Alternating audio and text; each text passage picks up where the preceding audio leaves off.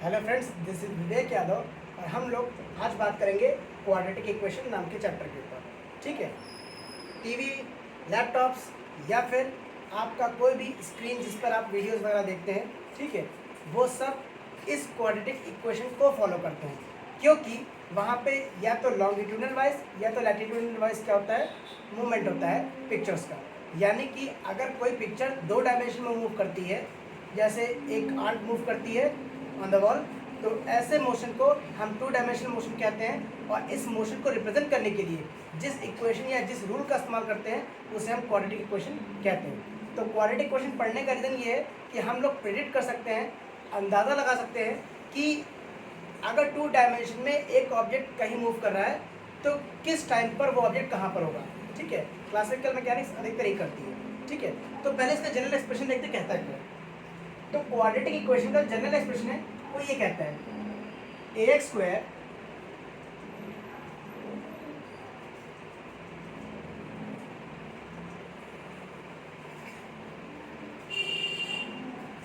Square plus B X plus C equal to 0। ये general expression है। General expression का मतलब क्या होता है? जनरल एक्सप्रेशन का मतलब होता है कि हर क्वाड्रेटिक इक्वेशन इसी फॉर्म में लिखी जाएगी या हर इक्वेशन अपने जनरल एक्सप्रेशन में लिखी जाएगी। का मतलब ये है कि हर इक्वेशन उसी रूल को फॉलो करेगी। ठीक है, यहाँ पे खास बात ये है कि एक्स स्क्वायर के जो कोफिशिएंट है या जो बगल वाला नंबर है उसको हम ए कहेंगे, एक्स के जो बगल वाला नंबर है उसको बी कहेंगे, और जिसके पास एक्स नहीं है उसको हम सी कहेंगे। ठीक है, तो ये क्वाड्रेटिक इक्वेशन का जनरल फॉर्म है। अब कोई भी इक्वेशन बनती है तो उसको सॉल्व करने के तरीके होते हैं, लेकिन सॉल्व करने से पहले बता दें सॉल्यूशन का मतलब क्या होता है। सॉल्यूशन का मतलब होता है कि किस इक्वेशन में, कोई इक्वेशन आपको दी गई है तो उस इक्वेशन में कौन सी वैल्यूज जो हैं, कौन सी वैल्यूज उस इक्वेशन को सेटिस्फाई करेंगे। यानी कि इस इक्वेशन में हम एक्स का ऐसा क्या रख दें ये पूरा का पूरा आंसर क्या हो जाए, वो इक्वल टू 0 आ जाए। ये सॉल्यूशन का मतलब होता है। ठीक, अब एक बात, ये इक्वेशन आपको दिख रही है। अगर आपसे कोई पूछे क्वाड्रेटिक इक्वेशन क्या होता है तो आप बताएंगे कि कोई भी ऐसी इक्वेशन जिसकी डिग्री 2 हो। डिग्री कितनी है? 2 है। तो ऐसी इक्वेशन हम कहते हैं क्वाड्रेटिक इक्वेशन कहते हैं। ठीक है, अब जरा इसके सॉल्यूशन पे निगाह डाली जाए तो solution of quadratic equation, solution of quadratic equation. तो सॉल्यूशन करने से पहले ही हम बता देंगे कि इस इक्वेशन के सॉल्यूशन जो है वो 2 निकलेंगे। हमें कैसे पता? तो रीज़न ये है कि इसकी डिग्री कितनी है? 2 है। जितनी डिग्री होती है किसी भी इक्वेशन की उतने ही नंबर ऑफ रूट्स या उतने ही नंबर ऑफ सॉल्यूशंस निकलते हैं या उतने ही नंबर ऑफ जीरोस निकलते हैं। जीरोस, सॉल्यूशन, रूट्स तीनों एक ही चीज़ के नाम है। ठीक, अच्छा, तो हमें पता है यहाँ पे 2 सॉल्यूशन निकलने वाले हैं क्योंकि इसकी डिग्री 2 है। लीनियर इक्वेशन में कितने सॉल्यूशन निकलेंगे? 1, क्योंकि डिग्री कितनी है? 1 है। क्यूबिक में कितने निकलेंगे? 3। Correct, okay. सो इसको करने के 2 तरीके हैं। पहला है, इसको बोलते हैं splitting the middle term.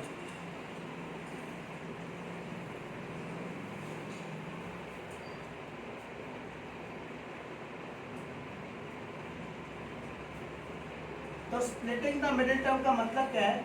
Split करना मतलब तोड़ना। किसको तोड़ना? मिडिल टर्म को तोड़ना। इसमें मिडिल टर्म कौन सा है? ये बीच वाला। यानी कि x के कोफिशिएंट को आपको तोड़ना है। ध्यान दीजिएगा, x के कोफिशिएंट को आपको तोड़ना है। ठीक है, ओके। और दूसरा मेथड है, इस मेथड को बोलते हैं फॉर्मूला मेथड। तो आपको एक फॉर्मूला दिया जाएगा जिसकी मदद से आप किसी भी क्वाड्रेटिक इक्वेशन को सॉल्व कर सकते हैं। ठीक है, अब देखते हैं जरा इसका एक एक करके। पहला हम देखेंगे solution with splitting the middle term.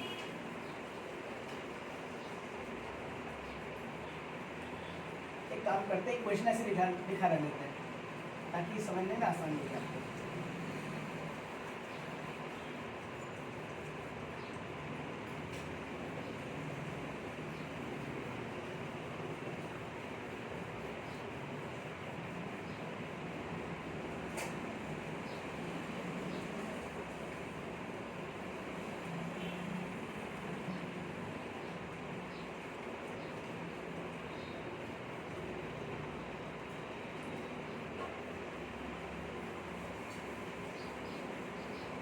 सो हमारे पास जो जनरल एक्सप्रेशन था वो ax² plus bx plus c equal to 0 था। करेक्ट है? ओके, तो पहले देखते हैं splitting the middle term. Splitting the middle term में सबसे पहले आप a b c की वैल्यू लिखेंगे। फॉर एग्जांपल अगर मैं क्वेश्चन लूँ, जैसे मैं ले रहा हूँ 2x² minus 5x minus 3 equal to 0, ये हमने एक इक्वेशन ली। अब आपको करना ही है कि इस इक्वेशन को आपको सॉल्व करना है by using split in the middle term.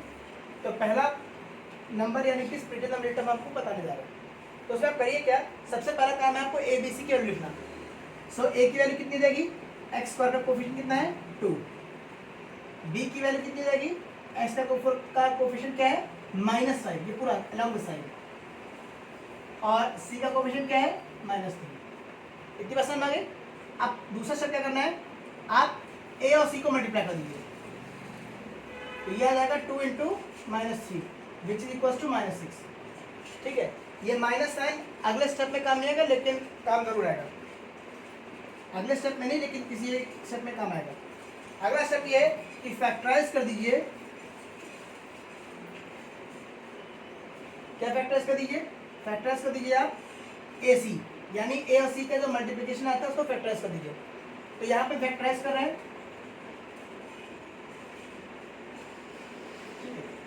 अब कुछ ऐसा करिए कि इन नंबर्स को जोड़ने पर या घटाने पर, कुछ भी करने पर आपको ये बीच वाला टर्म -5 चाहिए या 5 चाहिए। ठीक है, और उनको मल्टीप्लाई करने पर ये ए सी अलॉन्ग विद साइन आना चाहिए। ठीक है, तो आप जानते हैं 2 इंटू 3 करेंगे तो 6 हो जाएगा, लेकिन माइनस नहीं आएगा। -3 इंटू -2 करेंगे, -3 -2 करेंगे तो -5 आ जाएगा, बट +6 आएगा, ना कि -6। तो ऐसी हालत में हम करेंगे क्या, हम यहाँ पे एक नंबर और लिख लेते हैं, पेपर नहीं पड़ेगा। आप करते क्या है, हम 1 में से 6 माइनस कर दें तो -5 आ जाएगा। ठीक है, तो ये अगला स्टेप है। तो अगला स्टेप हम करेंगे क्या, देखिए अगला स्टेप देखिए। फैक्टराइज करने के बाद हमने किया क्या, हमने किया ये कि हम इसको तोड़ के लिख रहे हैं। देखिए कैसे तोड़ के लिखते हैं, 6 और बनाया था, ध्यान रखिएगा। हमारे पास जगह कम है, इसलिए हमें सब कुछ हल करना पड़ेगा। ठीक है, सो हमारे पास तरीका ये था कि सबसे पहले हम पूरा एक्सप्रेशन एज इट इज लिख लें -x के साथ, बट ये नंबर नहीं लिखा जाएगा, और इसके लिए हमने जगह छोड़ दी है। और अभी हमने प्राइम फैक्टराइजेशन के दौरान देखा था कि जो फैक्टर्स बने थे वो 6 और 1 बने थे, क्योंकि 6 और 1 को माइनस करने पर -5 आ सकता है। हम लिखते 1 - 6 तो ये 5 आ जाएगा, और इनको मल्टीप्लाई करने पर -6 भी आ जाएगा। ध्यान रहे, बीच वाला टर्म तोड़ने का एक तरीका ये है कि प्राइम फैक्टर करने के बाद जो नंबर्स आ रहे हैं उनका प्लस या माइनस करने पर वो बीच वाला टर्म आना चाहिए, और साथ ही साथ मल्टीप्लाई करने पर साइड वाला टर्म ए सी आना चाहिए, यानी ए और सी का मल्टीप्लिकेशन यानी कि -6 आना चाहिए। ठीक है, क्योंकि हम यहाँ -5 लिख चुके हैं, इसलिए हमको यहाँ पे प्लस लगाना पड़ेगा। ठीक है, आगे देखिए, ये इसको ऐसे भी कर सकते हैं सिंपली। ये माइनस है, आप माइनस लगा दीजिए और इसको लिख दीजिए 6 - 1, उससे फर्क नहीं पड़ेगा, माइनस कॉमन लेंगे तो वही बात आ जाएगी। ठीक है, अब करिए क्या, अब करिए ये कि आप इसको मल्टीप्लाई कर दीजिए अंदर, तो हो जाएगा 2x² -6x -(-) -3 इक्वल टू 0। ठीक, अब 4 टर्म्स है तो 2 का पेयर बना लीजिए। यहाँ से कॉमन क्या आएगा, सबसे पहली बार 2 आएगा नंबर्स में, और वेरिएबल्स में कॉमन वो आता है जिसकी पावर छोटी होती है। तो यहाँ पे पावर किसकी छोटी है, x की। अंदर क्या बचेगा, 2 से तो 2 डिवाइड हो जाएगा, x² से x जब डिवाइड होगा तो x बचेगा, माइनस, क्योंकि माइनस था, x डिवाइड करेंगे तो कुछ नहीं, और 2 से 6 को जब 2 से डिवाइड करेंगे तो आंसर कितना बचेगा 3, प्लस यहाँ पे कॉमन क्या आएगा, कुछ कॉमन नहीं है तो हम 1 लिखेंगे। करेक्ट। अब देखिए, अगर ब्रैकेट वाले एंटिटी सेम है यानी कि हम सही कर रहे हैं, यानी कि जगह x - 3 जो ब्रैकेट में सेम है उसको एक बार, और जो ब्रैकेट के बाहर है उनको एक बार लिखेंगे। ठीक है, अब 2 नंबर्स का मल्टीप्लिकेशन 0 है, यानी कि इनमें से एक नंबर 0 होगा या तो दोनों ही 0 होंगे। सो हम बारी बारी से 0 करने की कोशिश करते हैं।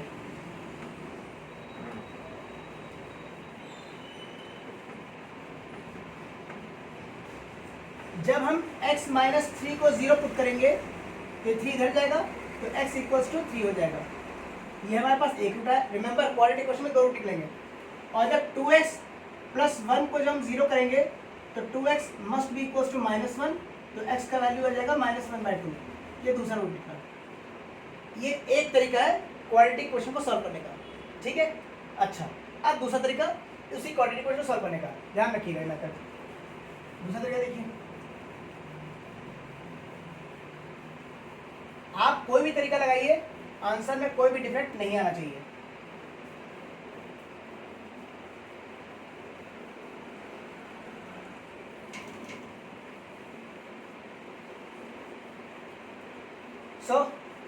हमारे पास जो इक्वेशन थी वो क्या थी?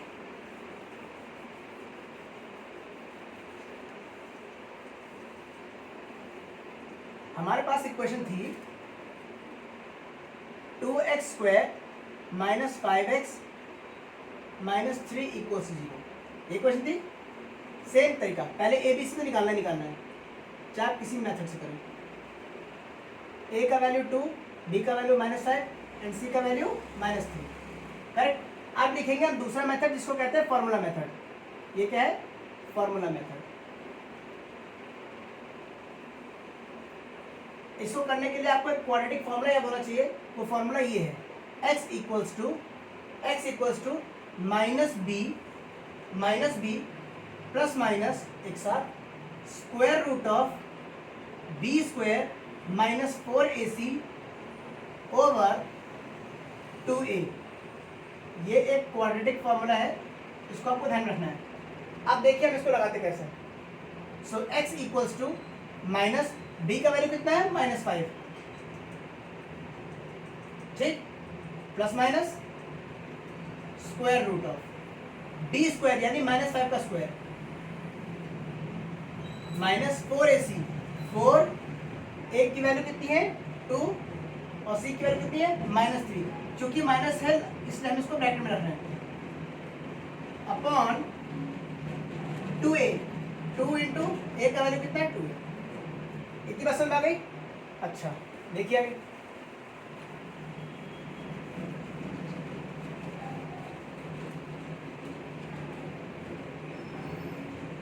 अच्छा, तो x इक्वल्स टू ये माइनस मिलकर प्लस बन जाएंगे, प्लस माइनस -5 का स्क्वायर।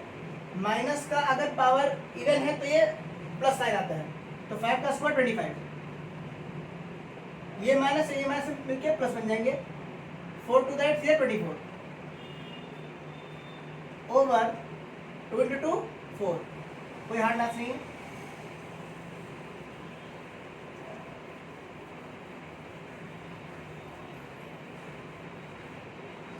अच्छा जी, तो ये आ जाएगा +5 प्लस माइनस 25 प्लस 24, ये आ जाएगा आपको 49 upon 4। x equals to 5 plus का रख सकते हैं, प्लस माइनस 49 का स्क्वायर रूट 7 अपॉन 4। तो x इक्वल्स टू एक बार प्लस एक बार माइनस, यानी कि 5 plus 7 upon 4 comma 5 minus 7 upon 4। तो 5 प्लस 7 हो जाएगा आपका 12 अपॉन 4, और ये जाएगा माइनस का 2 अपॉन 4। इसको सॉल्व करेंगे तो आ जाएगा x इक्वल्स टू 3, जो कि हमारा पहला रूट आ रहा था, और जब इसको सॉल्व करेंगे तो आ जाएगा ये x इक्वल्स टू -12, ये हमारा दूसरा रूट आ रहा था। तो आप कोई भी मेथड लगाएंगे आंसर दोनों से सेम ही आएंगे, ठीक। अब हम देखते हैं इन रूट्स का नेचर कैसा होता है, यानी कि क्या हर क्वाड्रेटिक क्वेश्चन का आंसर निकलेगा? तो आंसर है जी नहीं निकलेगा। उनका तो खास तौर पे नहीं, जिनका वैल्यू नेगेटिव आएगा अगर वो स्क्वायर रूट में है तो, ठीक है। अभी के लिए नहीं निकलेगा। तो हम डिफाइन करते हैं क्वांटिटी जिसको कहते हैं डिस्क्रिमिनेंट, ठीक है, डी, ठीक है। डी जो होता है वो होता है b² माइनस 4ac, इसको डी बोलते हैं, डी यानी डिस्क्रिमिनेंट, ठीक है। तो अगर आपको याद हो क्वाड्रेटिक फॉर्मूला, तो आप जानते हैं x equals to -b plus minus of b² minus 4ac upon 2a, ये फॉर्मूला था। तो अगर आप चाहें तो इसको लिख सकते हैं minus B plus minus square root of D upon 2a। तो दोनों ही फॉर्मूले में कोई गलती नहीं है, ठीक है। अब आपको करना क्या है, डी का वैल्यू यानी ये जो स्क्वायर रूट के अंदर की बात है, अगर वो वैल्यू हमेशा 0 से बड़ी हुई यानी कि पॉजिटिव हुई, उस हालत में नेचर ऑफ रूट्स जो होगा, नेचर ऑफ रूट्स जो होगा वो कैसा होगा, रियल होगा और एंड डिस्टिंक्ट होगा, यानी कि अलग अलग होगा, ठीक। अच्छा, अगर d का वैल्यू 0 आया, d का वैल्यू अगर 0 आया मतलब ये टर्म पूरा 0 जाएगा, तो 0 का स्क्वायर रूट 0। तो उस हालत में जो नेचर ऑफ रूट होगा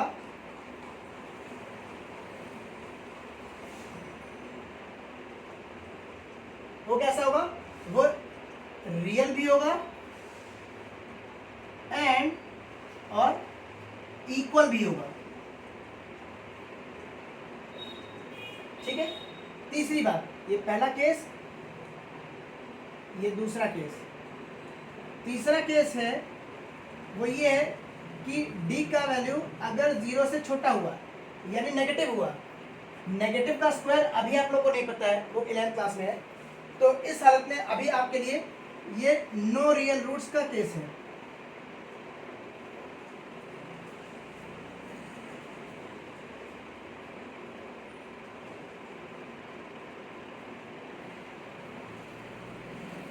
यानी कि अभी तक की मतलब टिल क्लास 10 तक की आप रूट्स नहीं निकाल सकते अगर ये वैल्यू नेगेटिव हो गई तो, ठीक है।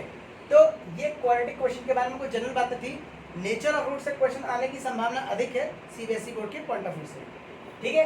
तो आज के इतना ही, अगली बार हम लोग कुछ और बातें करेंगे किसी और एक चैप्टर के ऊपर, ठीक है। तब तक के लिए थैंक यू वेरी मच।